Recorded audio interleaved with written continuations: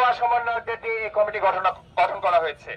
তাই আজকে আমরা তালাইমারি মোড়ে আমরা এর আগে বিগত 2 দিন কর্মসূচি করেছি এবং একদিন প্রেস ব্রিফিং এর মাধ্যমে আমরা অবগত করেছি, কিন্তু বৈষম্য বিরোধী ছাত্র আন্দোলনেরা হয়তো তারা আমাদের এই কর্মসূচি বা এই অভিযোগ কোনো গুরুত্ব সহকারে দেখছে না।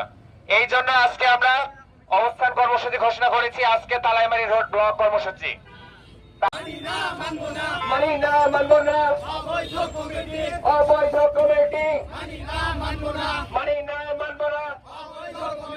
পকেট কমিটি মানি না মানবো না, মানে অবৈধ কমিটি বাটপাতের ঠিকানা এই বাংলায় হবে না, রাজশাহীতে হবে না, বাটপাতের ঠিকানা এই বাড়িতে হবে না, রাজশাহীতে হবে না, বাটপাতের ঠিকানা হবে না, ছাত্রলীগের ঠিকানা এই বাংলায় হবে না, ডাইরেক্ট অ্যাকশন। আমরা সবাই লাইন হয়ে দাঁড়াই, রাস্তা ব্লক, সবাই লাইন হয়ে দাঁড়িয়ে যান।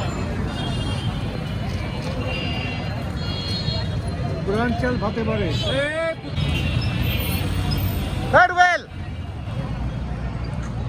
এটা উঠবেন হাতেও না দেখাও না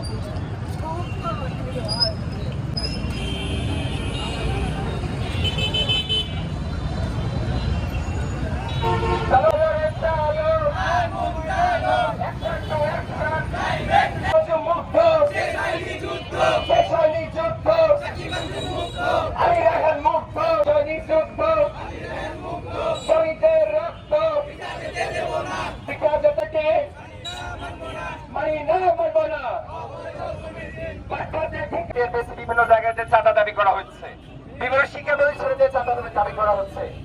কেউ রাজশাহীবাসীকে এই বৈষম্য বিরোধী ছাত্র আন্দোলনের ব্যানারকে কলুষিত করে কোনো ফায়দা লুটার চেষ্টা করবে, তাহলে ছাত্র জনতা কঠিন হস্তে প্রতিহত করবে ইনশাআল্লাহ।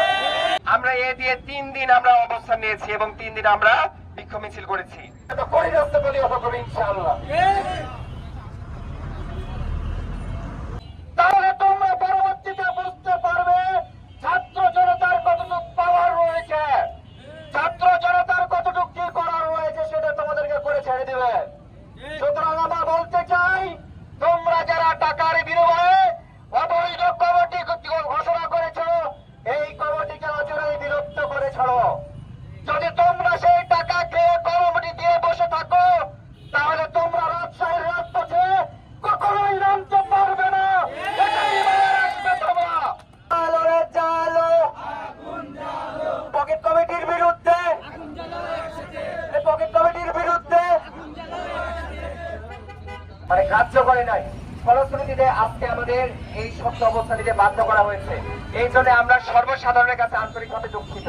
আমরা কোনোভাবেই কোনো মানুষের বা জনসাধারণের অসুবিধার কারণ হতে চাইনি, কিন্তু তারা যদি এখনো সচেতন না হয়, তারা যদি এখনো এই বিতর্কিত লোকদের দ্বারা কমিটি গঠন করা বন্ধ না করে এবং এই কমিটিতে যদি অবাঞ্ছিত ঘোষণা না করে, তবে সামনের দিনে আরো কঠোর কর্মসূচি ঘোষণা করা হবে। এই কিনা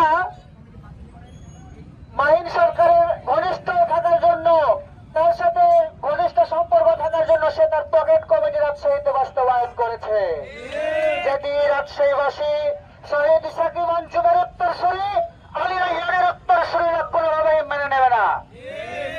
আমরা বলতে চাই, অনবরত বিলম্বে এই কমিটি যদি বাতিল না করা হয়, রাজশাহীবাসী কিন্তু এর জবাব দেবে। আজকে শুধু এতটুকুই বলতে চাই, আজকের পর থেকে বৈষম্য বিরোধী ছাত্র আন্দোলনের আহ্বায়ক কমিটির কেউ যদি পরিচয় দেয়, তার কিন্তু অবস্থা খারাপ হয়ে যাবে। আমরা হুঁশিয়ারি করে দিতে চাই, কোনোভাবেই যদি রক্তের সাথে বেইমানি করা হয়, আমরা কিন্তু বসে থাকবো না। আমরা হুঁশিয়ারি দিয়ে বলতে চাই,